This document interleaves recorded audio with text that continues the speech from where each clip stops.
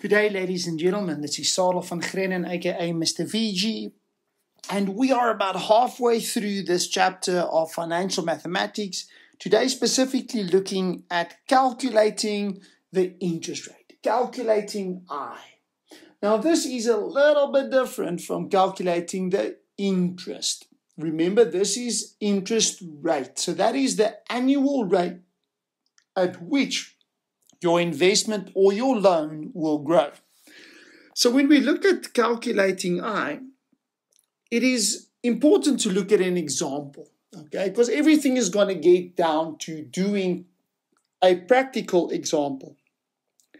So at what interest rate will 7,000 Rand grow to 10,300 in 3 years? Did we specify to you what kind of interest rate this is? Simple or compound? No. Therefore, it is compound interest. Remember that. You may assume it. So let's analyze. They're asking for the interest rate, okay? Not just interest, but interest rate. Next up, they're telling you that the P value, your starting investment, is 7,000 Rand, and it will grow to 10,300. So that's your A value. In how many years? 3 years. So there you've got your N. Always, and this is almost the most important thing, ladies and gentlemen, is you start with a formula. Okay? Substituting the A with 10,300. The P with 7,000, the N with 3. Very important. What is our end goal? Calculating I. But before we can get to the I which is in the bracket, I need to first isolate my bracket. So I'm going to divide both sides by 7,000 Rand. Okay? Now, on the right-hand side, the 7,000s actually divide away because 7,000 divided by 7,000 is 1. On the left-hand side, if I simplify that, I get 103 over 70. Again, where am I going? I am going to calculate I. So I need to get rid of that power of 3. So I am going to do an inverse operation of an exponent, which is a cube root or an nth power root. So when I look at this, on the right-hand side, I now have 1 plus the interest rate, where I'm trying to isolate I. So I'm subtracting 1 on both sides, which leaves me with I being the cube root of 103 over 70 minus 1. Put that in your calculator and you get 0.1373 ... But because we are looking for percentage, I'm going to times by 100 and this gives me 13.74, if I round it off correctly, percent. So that is the interest rate that will grow 7,000 Rand to 10,300 Rand in 3 years' time. Now, I'm going to do a bit more of a difficult example now, but I want you to first try this yourself. I'm going to ask you to do a hire purchase agreement, but calculating the interest rate for this agreement.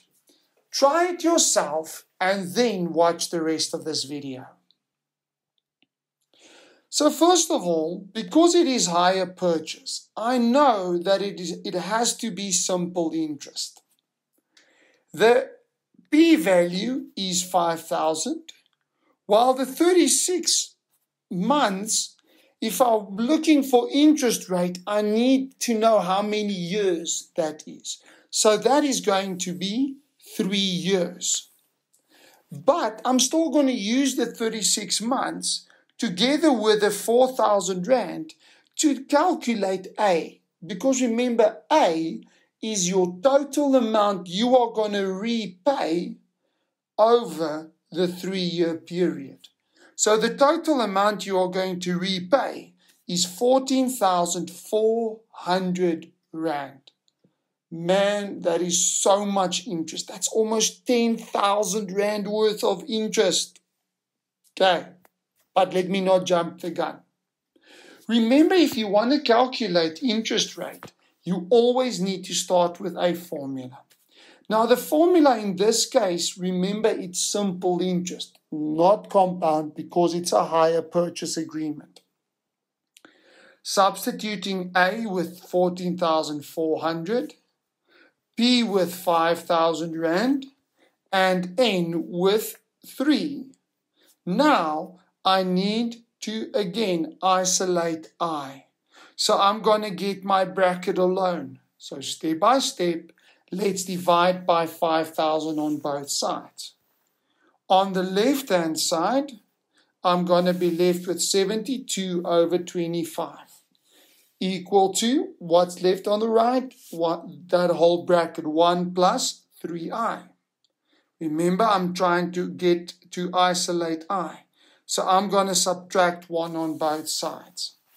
Subtracting 1 on the left gives me 47 over 25. Dividing now by 3 to get rid of the 3 in front of the I. This gives me an interest rate of 0.626 with a 6 repeating until infinity. Converting this to an interest rate, timesing it by 100, and I get 62.67%. Whoa! Now this would be a fantastic exam type question. Ladies and gentlemen, I hope you enjoyed this. I hope that you are seeing that you can't forget everything you've learned in algebra when coming to even financial maths. Everything fits together. So this is Mr. VG signing out. Have an amazing and wonderful rest of your day. Keep well. Cheers.